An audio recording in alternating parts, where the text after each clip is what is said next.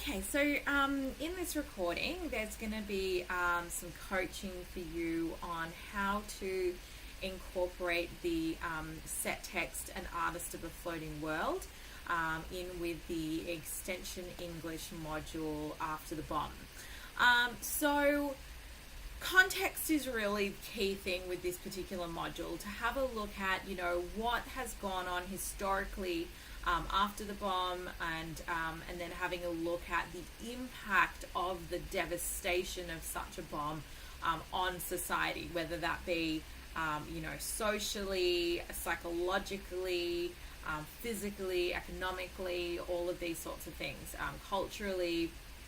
And that's what they're really looking at you to actually understand and to be able to demonstrate. So for an artist of a floating world, actually, before we get there, so just to really emphasize, so, I suppose something like weapons of mass destruction is a little bit common these days. It's a word that's thrown around, and we all kind of have a fairly decent understanding of what that means. And although I don't know if you can ever have an understanding of what that means, because it's so it's devastating beyond comprehension, actually, the capability of it. But effectively in in the World War II, up until that point, there was no such weapon that even came close to the kind of devastation that a mass a nuclear bomb could actually create. And when the bomb was dropped on Nagasaki and Hiroshima and Nagasaki, it really just it ushered in the dawn of a new nuclear age. Okay, and that really changed so many things about what people thought about war and humanity and life itself. And just to give you a bit of a background or understanding of that, so war was obviously still devastating, but it was kind of armies fighting each other, and planes might come in with bombs, but you could predict that, like you'd have a raid, and then they'd do a big siren, and everyone would run underground and, hope for the best, that they wouldn't get, bombed directly, and then they would survive. So, you'd have cities that had been bombed and attacked several times over, and of course that, is devastating, but, good portions of the city and the people would still remain intact, right? Whereas, as opposed to something like an invasion or an airstrike, which were the main methods of, combat and war up until this point, the introduction of a weapon of mass destruction, as we call it, or a nuclear weapon, is that, and look, we saw the most premature version of this were the bombs that were dropped on Hiroshima and Nagasaki. So you had 100,000 people killed in that bomb that was dropped in Hiroshima, and just absolute mass devastation. So there was obviously a certain zone where everything was just incinerated, right? And then people just killed instantly. And then you had the extended effects of that, which were sort of radiation poisoning. So you had people with it's just horrific, eyeballs melting and skin falling off bodies, and the toxicity of the environment was just rampant, just horrendous. So cancers obviously developing on a whole new level. Then you had defects, and then birth defects, and so generationally speaking, you had people for several generations in these environments just developing these really terrible problems. And so even to this day, going to a place like Hiroshima, it's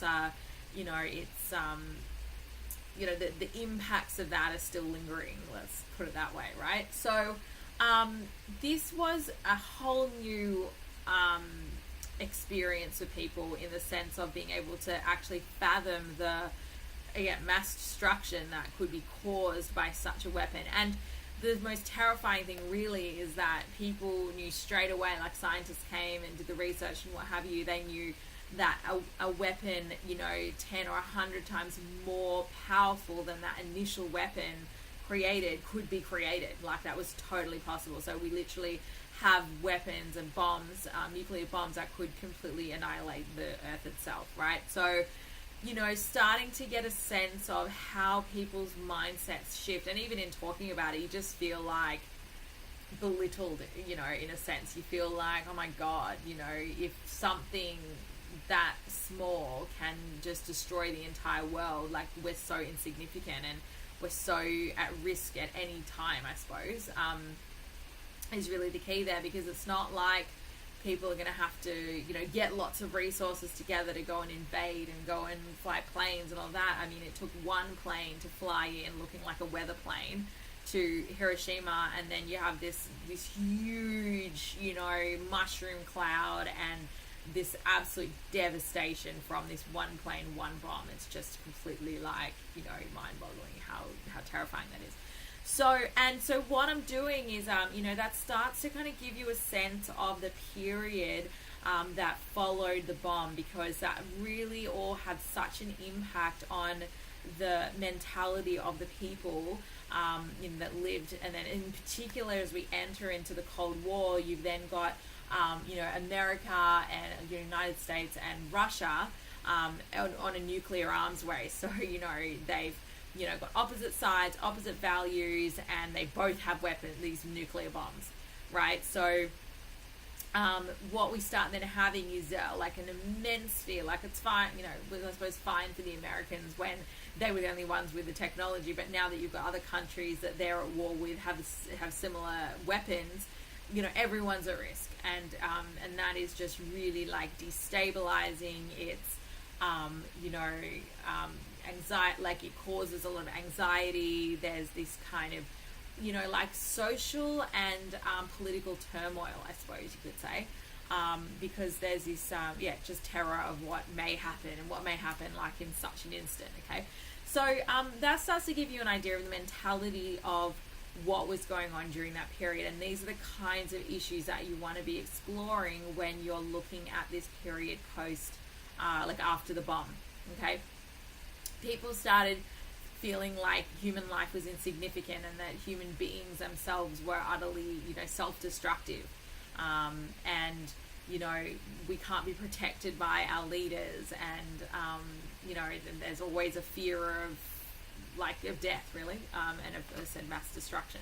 So, you know, what I'm going to do is that sort of gives a bit of an introduction into the module, and that sort of brings to light a particular philosophy that became very prevalent during this era, particularly amplified as a result of the bombs that ended World War II, which was you know, the idea of existentialism. So existentialism is a philosophy on the nature of existence, and it was definitely around a long time ago. Like, Shakespeare talks about it a lot.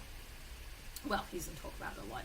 The idea is reflected in many of his plays, but it's something that was coined in the 1960s. So obviously became a lot more prevalent, and it just basically looked at the nature of life and you know, the existence of life, and human life in particular. And, you know, we started coming to this conclusion that, so firstly, it was sort of as a result of the decline of religion, which sort of provided a lot of purpose and meaning for people. And so when you had these sort of a decline in that, also very much symptomatic of this post-bomb period, where people started just being like, oh, well, if there was a God, why would all this be happening? And, you know, there's that kind of, those sort of thoughts that start springing up. So especially when really, like, face-to-face witnessing such a devastating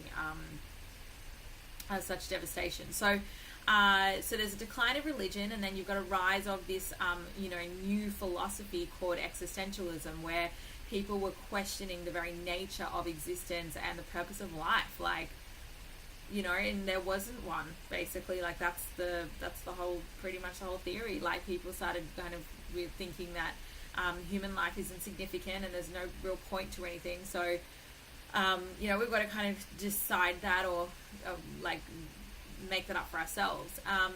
But then going on to the next part of that, and this might be a little bit more relevant as well, is the idea of nihilism, or nihilism, I forgot which way you say it, but, you know, basically that goes one step further, and life is, you know, sort of empty and meaningless or insignificant, and goes, oh, well, if life is insignificant, then what's the point of living at all, right? Especially through such fear and turmoil that, you know, comes with something like, you know, the us facing annihilation of ourselves.